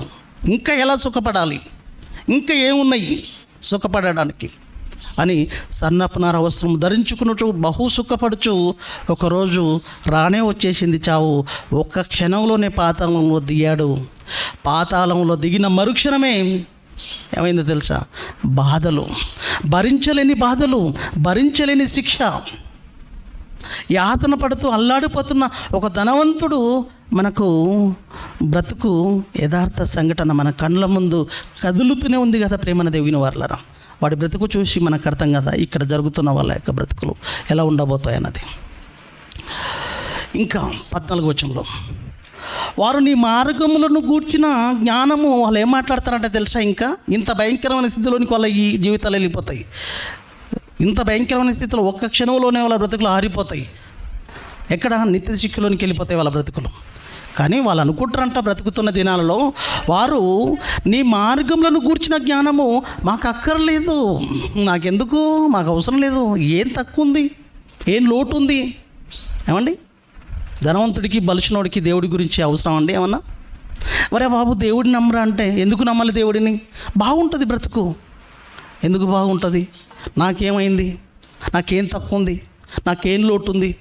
ఏమైనా లోటు ఉంటే చూపి. కానీ ఈరోజు సమాజ పరిస్థితి కూడా ఎలా ఉంది అని అంటే, ఈరోజు క్రైస్తవ సమాజము క్రీస్తు దగ్గరికి పిలుచుటంలో ఎలా ఉందంటే, ఏదైనా బాధలా, ఏదైనా సమస్యలా, ఏమైనా ఇబ్బందులా, ఏమైనా ఇరుకులా అనే ఒక ఆలోచనలతోనే పిలుస్తున్నారు. కాబట్టి వాళ్ళు కూడా ఏమనుకుంటున్నారంటే, ఇవి ఏవి మా దగ్గర ఈ లోటు లేదనుకుంటున్నారు, అందుకే మాకు దేవుడు అవసరం లేదు కూడా అనుకుంటున్నారు. అది కూడా పొరపాటు జరుగుతుంది ఈరోజు క్రైస్తవ్యంలో. క్రీస్తు దగ్గరికి ఎలా పెట్టిస్తున్నావు? రోగాల, ఇబ్బందుల, ఇరుకుల, సమస్యల, చేతబడే, కుదిరని రోగాల, పెళ్ళిళ్ళు కావట్లేదా, ఉద్యోగాలు రావట్లేదా, గుడిసె నుంచి పెద్ద బిల్డింగ్లోనికి నువ్వు వెళ్ళలేకపోతున్నావా? అవును, వెళ్ళలేకపోతున్నావు. అయితే రా. అయితే నాకేం అవసరం లేదు, బిల్డింగ్ ఉంది, నాకు ఉద్యోగం ఉంది, నాకు డబ్బు ఉంది, నేను రాను అంటాడు. మాకు అక్కర్లేదయ్యా క్రీస్తు, మాకేం తక్కువ ఉందని క్రీస్తు, నీవు అలానే పిలుస్తున్నావు ఈరోజు. కానీ ప్రేమైన దేవుని వారలారా, ఈరోజు ప్రపంచ పరిస్థితి ఎలా ఉందంటే, దేవుడే వద్దనుకుంటున్న స్థితిలోనికి అంత విలాసవంతమైన, అంత సుఖవంతమైన జీవితాన్ని బ్రతుకుతున్నారంటే ప్రేమైన దేవుని వారలారా, ఇది దేవుని యొక్క అనుగ్రహం, దేవుని యొక్క కృప అన్న సంగతి మరిగి సుఖపడుతున్నారు వీళ్ళు. సుఖానికి మరిగారు వీళ్ళు, విలాసవంతమైన జీవితాలకు మరిగారు వీళ్ళు. కాబట్టి దేవుడు అవసరం లేదు, దేవుడి జ్ఞానం అవసరం లేదు, రేపు ఈ జీవితం వదిలిపోయిన తర్వాత ఏం జరుగుతుందో మాకు అవసరం లేదు. ఎంతో టెక్నాలజీ వచ్చేసింది. అవసరమైతే మా యొక్క దేహాలను రాబోయే కాలంలో మంచి టెక్నాలజీ అభివృద్ధి చెందితే రేపు శరీరాలు మళ్ళీ బ్రతికించే అవకాశాలు ఉన్నాయంట. అవసరమైతే లక్షల కోట్లు పెట్టైనా సరే మా దేహాలను ఫ్రిడ్జ్లో దాపెట్టుకుంటాం. అటువంటి టెక్నాలజీ వస్తుందంటని దాపెట్టుకుంటున్నారు ఫ్రిడ్జ్లలో. మళ్ళీ ఒకరోజు బ్రతికిస్తారంట. ఒకరోజు ఆయుష్ను పోస్తారంట డాక్టర్లు, మళ్ళీ మనిషిని బ్రతికిస్తారంట. నా దేహాన్ని ఒకవేళ కాపాడుకుంటే అలా కాపాడుకుంటా. ప్రియులారా ఏమంటారు చూడు, వారు నీ మార్గంలో గురించిన జ్ఞానము మాకు అక్కరలేదు, నీవు మమ్మను ఇడిచిపోమని దేవునితో. ఎంత భయంకరమైన పరిస్థితి అండి, దేవునితో చెప్పదురు. ఇంత బరి తెగించిన వాళ్ళండి వీళ్ళు. వెళ్ళండి, బలిసిన వాళ్ళ దగ్గరికి వెళ్ళండి, ధనవంతులతోనికి వెళ్ళండి, కుబేరులతోనికి వెళ్ళండి, దేవుడి గురించి ఏదైనా చెప్పండి. ఎందుకు దేవుడు, ఏం తక్కువ ఉందని దేవుడు, మాకెందుకు దేవుడు? దేవుడు కేవలం భూమి మీద ఉన్న బ్రతుకు కోసమే అనుకున్నది సమాజం. లేదు, ఈ బ్రతుకు తర్వాత ఉంది చూశారు, మహోన్నతమైన బ్రతుకులోనికి నీ బ్రతుకు వెళ్ళాలి.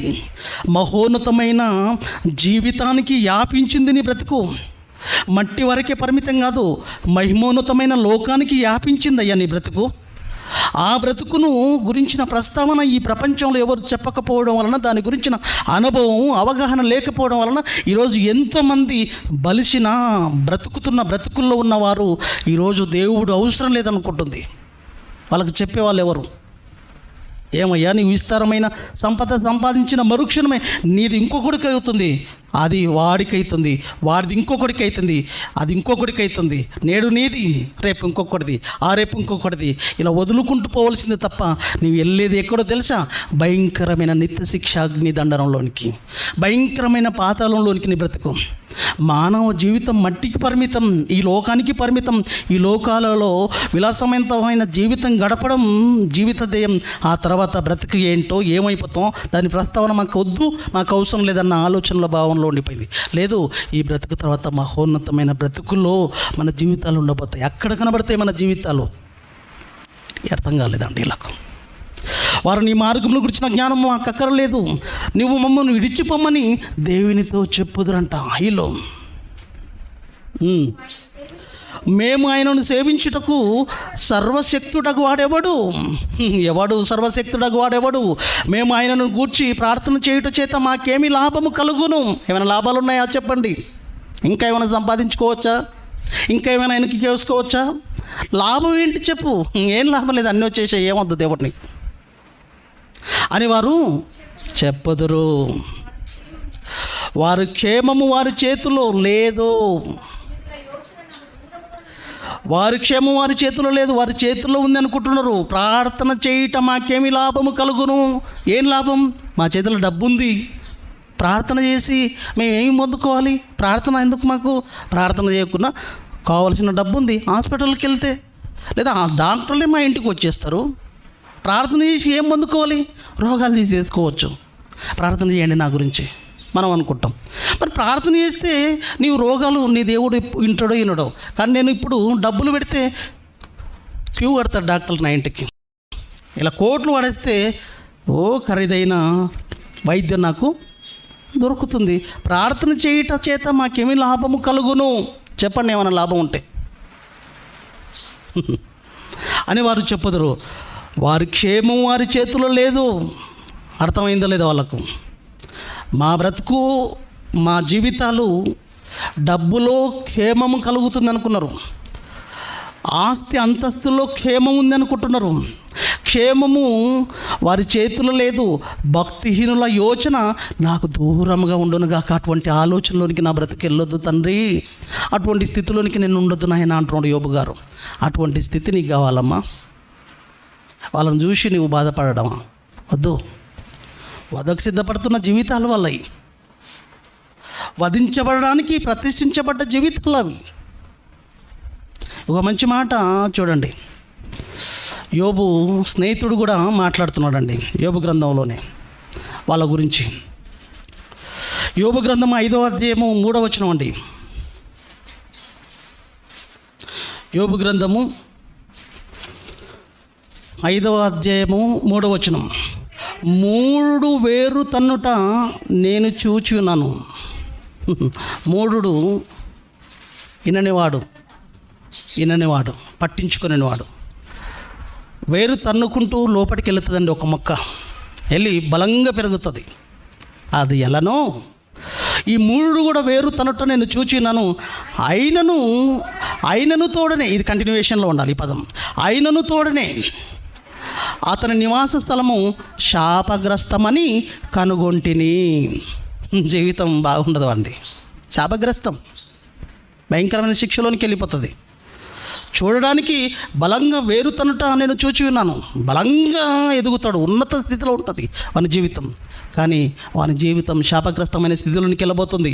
నీ బ్రతుకు చాలని బ్రతుకుతో బ్రతుకు. తినడానికి కట్టుకోవడానికి బట్ట లేకపోయినా సరే, కానీ నేను దేవుని కోసం ఉన్నతంగా ఉన్నాను. దేవుని యొక్క ఆలోచనలకు నా అంతర్యము దేవునికి సమీపంగా ఉంది, నా అంతర్యము దేవునికి దగ్గరగా ఉన్నది, నా బ్రతుకు దేవునికి అనుకూలంగా ఉంది, దేవుడి ఆలోచనలతో నా బ్రతుకు కట్టుకుంటున్నాను. నా యొక్క ప్రస్తావన మహోన్నతమైన లోకంలో నిలబడబోతుంది అన్న సంగతితో నువ్వు బ్రతుకు. ఒకరోజు ఈ బ్రతుకు, తర్వాత మహోన్నతమైన బ్రతుకు. కానీ ఇలా జీవితాలు ఒకరోజు కనపడవు. వీళ్ళు సంపాదించుకున్న ఆస్తులు ఒక క్షణంలోనే వదిలిపెట్టిపోతారు. వారు ఏం తీసుకుపోరు, వారు ఏం కట్టుకపోరు. కానీ మరుక్షణమే వాళ్ళ జీవితాలు, వాళ్ళ బ్రతుకులు ఎంత భయంకరంగా ఉంటాయి తెలుసా? నిత్య శిక్షలోనికి వాళ్ళ బ్రతుకులు వెళ్ళబోతాయి. అమ్మమ్మ అంటే ఒక 60-70 సంవత్సరాలు కష్టాలు, కన్నీళ్ళు, ఇబ్బందులు, ఇరుకులు. చాలని బ్రతుకు. అమ్మమ్మ అంటే ఒక 60-70 సంవత్సరాలు అండి. కానీ 60-70 సంవత్సరాల జీవితంలో చాలని బ్రతుకులు అనుభవిస్తే ఒక మహోన్నతమైన లోకంలో యుగాలు మహోన్నతమైన ఆనందకరమైన జీవితం పొందుకుంటున్న ఆలోచనతో ఆ సుఖాల ముందు ఈ కష్టాలు ఎన్నదగినవి కావు అని నువ్వు బ్రతుకు. ఆ ఆనందం కోసం, రాబోయే బహుమానం కోసం, రాబోయే ఆనందాల గురించి ఈ లోకంలో ఉన్న కష్టాలు ఏమాత్రం కష్టాలుగా అనిపించవండి. ఏమాత్రం కష్టాలు అనిపించవు ప్రియులారా, ఏమాత్రం ఇబ్బందులు అనిపించవు ప్రియమైన దేవుని వరాలరా. కొంతకాలం ఆగితే ఒక మహోన్నతమైన జీవితం, ఒక మహోన్నతమైన లోకంలో నిత్యత్వంలో నిత్య సుఖాలతో కూడుకున్న ఒక అందమైన జీవితం ప్రారంభం కాబోతుందన్న సంగతితో నీవు ఈ కష్టాలను అలా ఈదేస్తావు, సునాయాసంగా ఈదేస్తావు. కానీ అది అర్థం కాకపోతేనే పెద్ద కష్టంగా. ఏమంటారండి, సంసారం ఒక సముద్రం అంటాడు. సముద్రంగా చేసేసుకుంటే సముద్రంగానే ఉంటుంది అది. సంసారం ఒక సముద్రం, ఈదలేకపోతున్నాను రా, మధ్యలో వచ్చేసాను, మునిగిపోయేటట్లుంది వాడ. నువ్వు చేసేసుకున్నావు మరి, అలా చేసేసుకొని మునిగే కొట్టేసుకుంటున్నావు. ఇంకొక భక్తుడు కూడా ఇలానే బాధపడ్డాడండి. మనలాగానే బాధపడుతుంటాం, మనం కూడా బాధపడం, బయట వాళ్ళని చూసి బాధపడం, అలానే బాధపడ్డాడండి. ఆసాపు అనే ఒక భక్తుడు ఇలానే బాధపడ్డాడు. దేవా, నీ కోసం ఇంత పవిత్రంగా నేను బ్రతుకుతున్నాను, ఇంత ఉన్నతంగా బ్రతుకుతున్నాను, ఎన్నో కార్యక్రమాలు చేస్తున్నాను, ప్రతిరోజు చర్చికి వస్తున్నాను, ఊడుస్తున్నాను, కార్పెట్లు వేస్తున్నాను, అన్నీ సెట్ చేస్తున్నాను, ఇంత చేస్తుంటే వాడు బాగా బ్రతుకుతున్నాడు. మరి ఏం చేయాలి? వద్దు, వాడు అలా బ్రతుకుతున్నాడు, నేను ఇలా బ్రతుకుతున్నాను, ఏంటి అసలు అని కొద్ది దేవుడి పైన సనుక్కున్నాడు, మత్సరపడ్డాడండి. చూడండి, ఆ మాట చూసుకొని ముగించుకుందాం మనం. కీర్తనల గ్రంథము 73వ అధ్యాయము 3వ వచనంలో ఆసాపు కీర్తన అండి ఇది.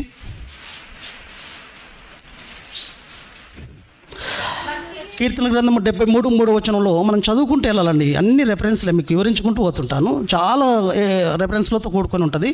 ఈ దీంతో మనం ముగించేసుకున్నాం. కీర్తన గ్రంథము 73 3వ వచనం అందరూ చూడండి తల్లి. ఇక్కడ భక్తుడు మాట్లాడుతున్నాడు అండి, ఆసాపు గారు మాట్లాడుతున్నాడు. ఏమని?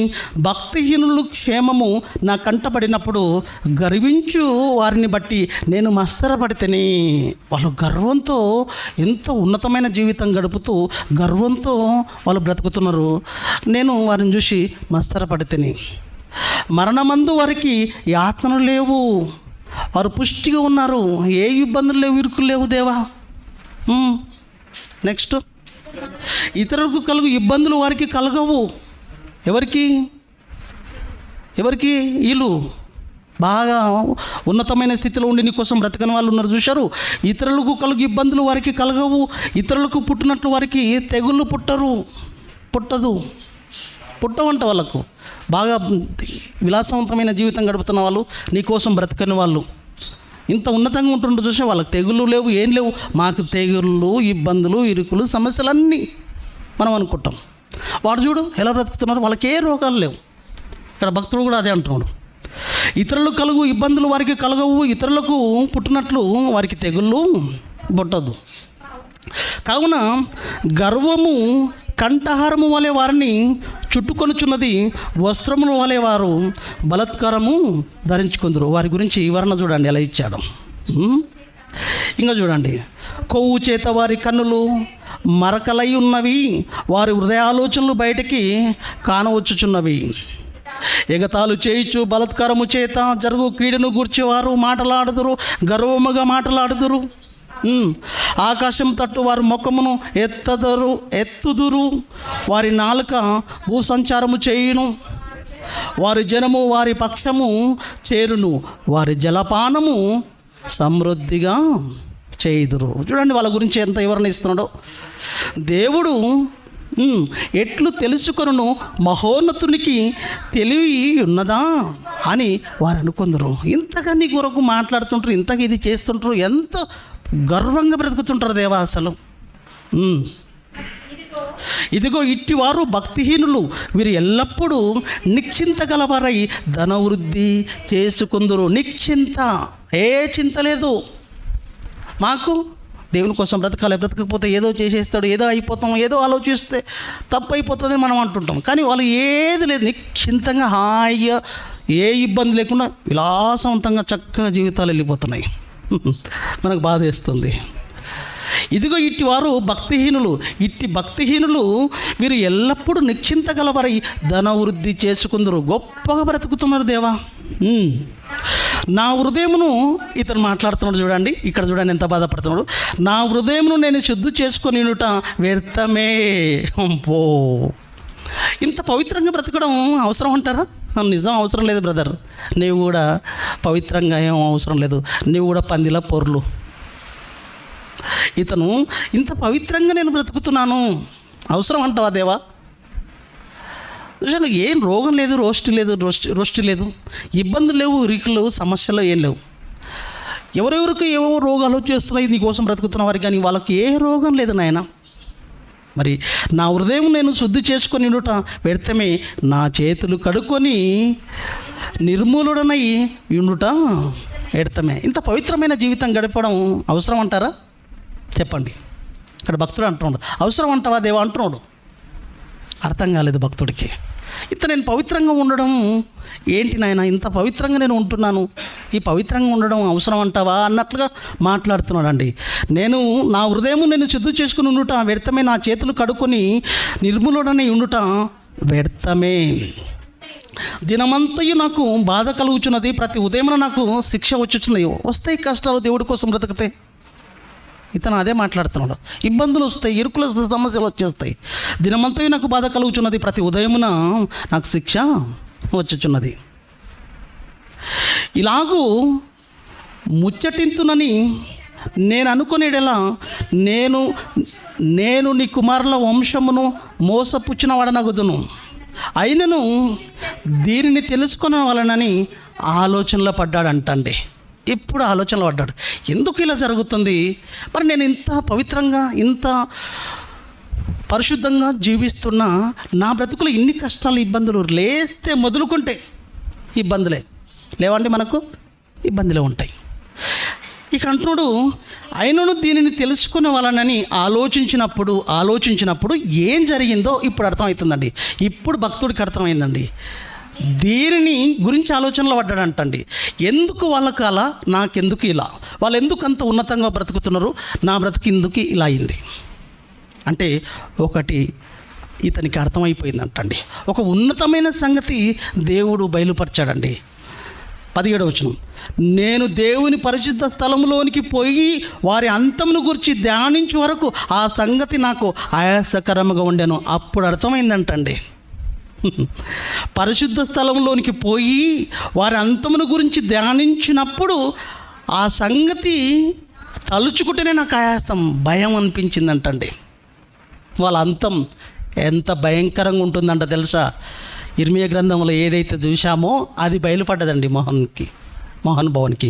వాళ్ళ బ్రతుకులు వధ దినానికి సిద్ధమవుతున్నాయా, వాళ్ళ బ్రతుకులు ముగించిన మరుక్షణమే నిత్య శిక్షలోనికి వెళ్ళబోతాయన్న సంగతి అర్థమైందండి. మరణించిన మరుక్షణమే ఇలా బ్రతుకులు ఎక్కడ వెళ్ళబోతున్నాయంట తెలుసా? నేను దేవుని పరిశుద్ధ స్థలంలోనికి పోయి వారి అంతను గురించి ధ్యానించినప్పుడు నాకు తేలింది ఏంటంటే వాళ్ళ బ్రతుకులు నిత్య శిక్షలోనికి వెళ్ళిపోతాయన్న సంగతి నాకు అర్థమైపోయింది. నా బ్రతుకు ఎక్కడ వెళ్ళబోతుందో తెలుసా? మహోన్నతమైన లోకానికి వెళ్ళబోతున్న సంగతి అర్థమైపోయింది భక్తుడికి. అప్పుడు జ్ఞానోదయమై అప్పుడు మాట్లాడుతున్న మాట అండి ఇది. ఇంకేం మాట్లాడుతుండో చూడండి. ఇప్పుడు చూడండి ఏం మాట్లాడుతున్నాడు. నిక్షేమంగా నీవు వారిని కాలు జారు చోటనే ఉంచి ఉన్నావు. అవును, కాలు జారే చోటనే ఉంచి ఉన్నావు. వారు నశించినట్లు వారిని పడవేయుచున్నావు. భయంకరమైన స్థితిలో వాళ్ళ బ్రతుకులు ఉన్నాయన్న సంగతి అర్థమైపోయిందండి. ఇప్పుడు చూడండి ఎలా మాట్లాడుతున్నాడు. ఇంకా క్షణమాత్రంలోనే వారు పాడైపోవుదురు, మహాభయము చేత వారు కడముట్ట నశించెదరు. అర్థమైపోయి మాట్లాడుతున్నాడు చూడండి ప్రియులారా. వాళ్ళ బ్రతుకులు ఎంత భయంకరంగా ఉంటాయో, రేపు శరీరం వదిలిన మరుక్షణమే వాళ్ళు ఏమైపోతారో. మేలుకొనిన వాడు తను కన్న కల మర్చిపోవునట్లు ప్రభువా నీవు మేలుకొని వారి బ్రతుకును తృణీకరింతువు. నీకు అనుకూలమైన ఆలోచనలతో కూడిన బ్రతుకులు కావవి. వాళ్ళ బ్రతుకులు మహోన్నతమైన లోకానికి వ్యాపించేవి కావు. తృణీకరింపబడిన బ్రతుకులు అవి. మహోన్నతమైన లోకాన్ని అందుకునే బ్రతుకులు కావవి, తృణీకరింపబడిన బ్రతుకులు అన్న సంగతి అర్థమైపోయిందండి భక్తునికి. ఇంకా నా హృదయము మస్తరపడను. అంతకుముందు మస్తరపడ్డాను దేవా, తప్పైంది దేవా అంటున్నాడండి. అంతకుముందు నా హృదయము మస్తరపడను, నా అంతేంద్రియములలో నేను వ్యాఖ్యలు పడితే బాధపడ్డాను. అప్పుడు తెలుసుకున్నాను. ఇప్పుడు నాకు అర్థమైంది దేవా, వాళ్ళు అంత విలాసవంతమైన జీవితం, అంత సుఖవంతమైన జీవితం గడుపుతున్నారంటే రేపు జరిగే పరిస్థితి ఎంత భయంకరంగా ఉంటుందో నాకు తెలిసిపోయింది తండ్రి. జ్ఞానోదయం అయింది. నేను తెలివిలేని పశుప్రాయుడనైతే నీ సన్నిధిన మృగము వంటి వాడనైతే నేను ఒప్పుకుంటున్నాను. చూడండి, ఒక పశుప్రాయుడు వల్ల నేను ఆలోచించాను. తప్పైంది దేవా, తప్పైంది. వాళ్ళ బ్రతుకు ఎంత భయంకరంగా ఉంటుందో. నీ సన్నిధిన మృగం వంటి వాడనైతే ఒక మృగంలా నేను ఆలోచించాను, తప్పుగా ఆలోచించాను దేవా, నన్ను క్షమించు. ఆయనను నేను ఎల్లప్పుడూ నీ యొద్ద ఉన్నాను, నా బ్రతుకు నీ యొద్ద ఉండబోతుంది అన్న సంగతి అర్థమైందండి. నేను శరీరం వదిలిన మరుక్షణమే వాళ్ళు నీ దగ్గర ఉండరు, కానీ నేను శరీరం వదిలిన మరుక్షణమే నేను ఎల్లప్పుడూ నీ యొద్ద ఉన్నాను. నా కుడి చెయ్యి నీవు పట్టుకొని ఉన్నావు. మహోన్నతమైన లోకానికి నా బ్రతుకుని తీసుకుపోతున్నావు. ఆ దేవా, అర్థమైంది తండ్రి, అర్థమైంది దేవా. నీ ఆలోచన చేత నన్ను నడిపించదవు. నీ ఆలోచనలతో నా బ్రతుకు నడుస్తుంది, నీ ఆలోచనలతో నా బ్రతుకు కట్టుకుంటున్నాను. తర్వాత మహిమలో నీవు నన్ను చేర్చుకుందువు. మన బ్రతుకులు మహిమలోనికి వెళుతాయండి. కష్టాలు, ఇబ్బందులు, కన్నీళ్ళు ఏ వచ్చినా ప్రియమైన దేవుని వారిలో భయపడకండి. ఎందుకో తెలుసా, మన బ్రతుకులు నీ ఆలోచన చేత నన్ను నడిపిస్తున్నావు కదా దేవా, తర్వాత మహిమలోనికి నా బ్రతుకు వెళ్ళబోతుందన్న సంగతి నీవు ఆలోచించాలి.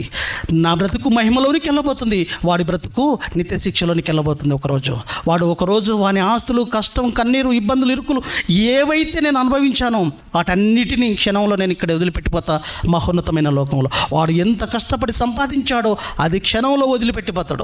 వాని బ్రతుకు నిత్య శిక్షలోనికి, నా బ్రతుకు మహిమోన్నతమైన లోకంలోనికి. ఎంత అద్భుతమైన మాటలండి. ఆకాశమందు నీవు తప్ప నాకెవరున్నారు, నీవు నాకుండగా లోకములనేది ఏది నాకు అక్కర్లేదు. ఇప్పుడు మాట్లాడాడండి భక్తుడు. ఇలా మాట్లాడాలి. వద్దు దేవా, ఏదొద్దు, కావాలని నీకు ధనం వద్దు తండ్రి, నీవుంటే చాలు తప్ప, నీవుంటే నాకు చాలు తండ్రి. ఆకాశమందు నీవు తప్ప నాకెవరున్నారు, నీవు నాకుండగా లోకములనేది ఏది నాకొద్దు. కావాలా బిడ్డ, నీకేమైనా ఆస్తులు, అంతస్తులు వద్దు నాయనా, మహోన్నతమైన లోకం దక్కితే చాలు. నీవు నన్ను పట్టుకుంటే చాలు, నీ ఆలోచనలతో నా బ్రతుకుంటే చాలు. ఆ మహిమోన్నతమైన లోకం ఒకరోజు నేను పొందుకుంటాను. ఆ అందమైన బ్రతుకు నాకు కావాలి. ఇప్పుడు అర్థమైంది తండ్రి, వాళ్ళ బ్రతుకులు ఎక్కడ సిద్ధపడిపోతావో, వాళ్ళ బ్రతుకులు ఏమైపోతావో, వాళ్ళ అంతం ఎంత భయంకరంగా ఉంటుందో నాకు అర్థమైంది తండ్రి. నీ యొక్క పరిశుద్ధ స్థలంలోనికి వెళ్ళి ఆలోచిస్తేనే తప్ప వాళ్ళ అంతము ఏమవుతుందో, ఎంత భయంకరంగా ఉంటుందో ఇక్కడ వచ్చి ఆలోచిస్తేనే నీకు తెలుస్తుంది. దీని దగ్గరికి వస్తేనే నీకు అర్థమవుతుంది వాళ్ళ బ్రతుకులు ఎక్కడున్నాయన్నది. ప్రేమైన దేవుని వారలారా, ఆలోచించండి. ఉన్నతమైన ఆలోచనలతో, ఉన్నతమైన ఉద్దేశాలతో మన బ్రతుకులను కట్టుకుందాం. లోకాన్ని చూచి లోక ఆలోచనలతో మన బ్రతుకులను కూడా ప్రియులరా నాశనం చేసుకునే ప్రయత్నంలోనికి మనం వెళ్ళొద్దండి. ఎన్నో ఇబ్బందులు రావచ్చు, ఇరుకులు రావచ్చు, సమస్యలు రావచ్చు. ఒక మాటలో చెప్పాలంటే దేవుని కోసం బ్రతుకుతున్న వాడి బ్రతుకు పూలబాట కాదండి, ముండ్లబాట. కష్టాల కడులతో కూడుకున్నది క్రైస్తవ జీవితం అనేది. ఒక దరిద్రుడుగా లాజరు దేవుడి కోసం ఉన్నతంగా బ్రతికాడు. అర్థమైనాయి భక్తులకు, ఆనాడే అర్థమైపోయినాయండి జీవితాలు ఎంత భయంకరంగా ఉంటావో దేవునిలో బ్రతికితే. దేవుని కోసం బ్రతకని వాడి జీవితం ఎంత ఉన్నతమైన స్థితిలో ఉండబోతుంది అది వాళ్ళకి అర్థమైంది ఉంటుంది. కానీ నా దేవుడి కోసం నేను బ్రతికితే దరిద్రమైన స్థితి నాకు వస్తుంది. సుఖం లేని జీవితం ఈ బ్రతుకు. సుఖపడడానికి వచ్చినది కాదు ఈ బ్రతుకు. ఆనందాలు అనుభవించడానికి వచ్చినది కాదు ఈ బ్రతుకు. దేవుడి కోసం కష్టాలు, కన్నీళ్ళు, ఇబ్బందులు, ఇరుకులు, దేవుని యొక్క సంకల్పాన్ని ఉద్ధరించి తుదముట్టించి ఒకరోజు మహిమోన్నతమైన లోకంలోనికి చేరుకోవలసిన బ్రతుకు ఈ జీవిత కాలం. ఈ బ్రతుకు కాలంలోనే ఆ బ్రతుకు కోసం ఆ జీవితాన్ని అందుకోవాలంటే ఈ బ్రతుకులో కష్టపడాలి. ఈ బ్రతుకులో ఎన్నో ఇబ్బందులు, ఇరుకులు, సమస్యలు ఎదుర్కొంటేనే తప్ప ఆ బ్రతుకు నాకు దక్కదు అన్న సంగతితో దేవుని యొక్క సంకల్పాన్ని, దేవుని యొక్క ఉద్దేశాలను పూర్తి చేసేవారుగా, సంపూర్ణంగా నెరవేర్చిన వారుగా భక్తుల యొక్క జీవితాలు బైబిల్లో మనకు కనబడతాయి. అలా పూర్తి చేసే క్రమంలో ఇబ్బందులు, కష్టాలు, కన్నీళ్ళు, ఎన్నో భయంకరమైన పరిస్థితులు, అవసరమైతే తినడానికి తిండి కూడా ఉండదు, కట్టుకోవడానికి బట్టలు కూడా ఉండవు, నిలువు నీడలేని పరిస్థితి కూడా వచ్చేస్తుంది. అనుభవించు.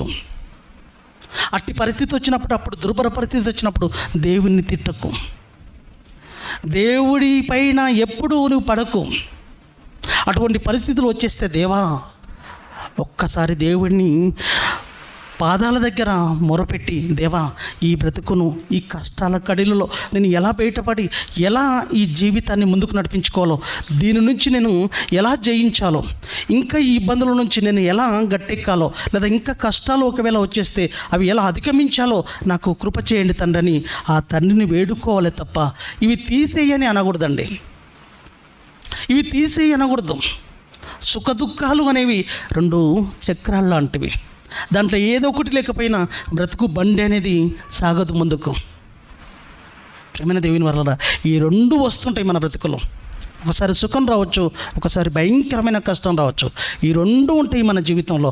ఈ రెండిట్లో ఏది తీసేయమన్నా, ఒక బండికి ఒక టైర్ లేకుంటే ఏ విధంగా అయితే బండి ముందుకెళ్ళదో, ఒక ఎడ్ల బండి మీరు తీసుకోండి, చక్కటి ఎగ్జాంపుల్. ఆ బండికి ఒక చక్రం లేకపోతే ఎలా ముందుకు సాగదో, ఈ 2 చక్రాలు లాంటివి సుఖ దుఃఖాలు అనేటివి. ఈ 2 మన బ్రతుకులో ఉండాలి. ఏది తీసేయొద్దు అనొద్దు. అందుకే మన కష్టాలు వచ్చేస్తే, దేవ కష్టాలు వచ్చినాయి తీసేయి అంటే ఒక చక్రాన్ని నీవే తీసేయి అన్నట్లు వద్దు. ప్రేమైన దేవుని వారిలా ఆలోచించండి. లోకాన్ని ఏమాత్రం చూసి బాధపడకండి. వాళ్ళ యొక్క పరిస్థితులను చూసి బాధపడండి. మన ఇంట్లో ఉన్న వారి బ్రతుకులను కూడా చూడండి. ఎక్కడ వెళ్ళిపోతాయి వాళ్ళ బ్రతుకులు, ఏమైపోతాయి అన్న ఆలోచనను మీరు కలిగి ఉండకపోతే వాళ్ళ బ్రతుకులు కూడా ఎంత భయంకరమైన పరిస్థితిలోనికి వదకు సిద్ధమవుతున్నావో కనీసం ఆలోచన కూడా మీకు రాకపోతే, ప్రేమైన దేవుని వారిలా ఆలోచించండి. ఇంట్లో ఒక కోడి బలంగా పెరుగుతుందంటే, పెరుగు ఒకరోజు కోసుకొని తింటా అని మనం ఎట్లయితే అనుకుంటామో, ఈరోజు మనసులో యొక్క బ్రతుకులు కూడా అలానే ఉన్నాయి. కాబట్టి మంచి నిర్ణయం తీసుకోండి. మంచి ఆలోచనలతో మనం ఎప్పుడు కూడా, ఏ రోజు కూడా మనం దేవుని యొక్క మాటలను పెడచెవిన పెట్టి, దేవుని యొక్క ఆలోచనలను ప్రియుల మన బ్రతుకులో దూరం చేస్తూ, దేవుడు పట్టించుకోడు, ఏం చేసుకున్నా పర్వాలేదు, ఎలా బ్రతికినా పర్వాలేదు అన్న ఆలోచనలోనికి వెళ్ళొద్దండి. దేవుడి కోసం ఉన్నతంగా బ్రతకండి. దేవుడు ఏం కోరాడో, ఏం కోరుకున్నాడో, ఎలా ఉండమన్నాడో, ఎలా ముందుకు మన జీవితాలు కొనసాగించుకోమన్నాడో అలాంటి ఉన్నతంగా దేవుని కోసం ఎన్నో కార్యక్రమాలు, ఎన్నో మన బ్రతుకులో చేయవలసిన కార్యక్రమాలు ఇంకా ఎన్నో ఉన్నాయి. అందుకే ఈ అవకాశాలు వస్తున్నాయంటే మనం ఇంకా దేవుని కోసం చేయవలసిన కార్యక్రమాలు, ఇంకా మనలో లోటుపాట్లు సరిచేసుకోవాలన్న ఒక ఆలోచనలతో ఈ అవకాశం, ఈరోజు దినము కూడా మనకి ఇవ్వబడ్డదన్న సంగతి మర్చిపోకూడదు. ప్రతి దినము వెనకాల ఒక సంగతి, ఒక ప్రణాళిక, ఒక సంకల్పం, దేవుడి యొక్క ఆలోచనలు ఉన్నాయన్న సంగతి నువ్వు గుర్తిరగకపోతే అది నీ కోసం ఆ దినాన్ని ఉపయోగించుకుంటావు. అది ఆ దినం నీకు చెడ్డదవుతుంది. నీకు మంచిదిగా మార్చుకోవాలంటే ఆ దినం యొక్క సంకల్పం, నీ యొక్క బ్రతుకు పట్ల దేవుడు కలిగి ఉన్న ఉద్దేశం ఆలోచించుకొని ఆ దినాన్ని నీకు మంచిదిగా మార్చుకోవాలి. అప్పుడు నీ బ్రతుకు బాగుంటుంది. అప్పుడు నీ బ్రతుకు మహోన్నతమైన లోకాన్ని వ్యాపించేదిగా చేసుకునే అవకాశం అది నీ చేతిలోనే ఉంది. ఎలా అన్నది నిర్ణయం నీ చేతిలో ఉంది. తలలో ఉంచండి. చిన్న ప్రార్థనతో సెలవు తీసుకుందాం. మహోన్నతుడా, మా కన్న తండ్రి, విలువైన నీ మాటలు నీ పిల్లలతో పంచుకున్నాను.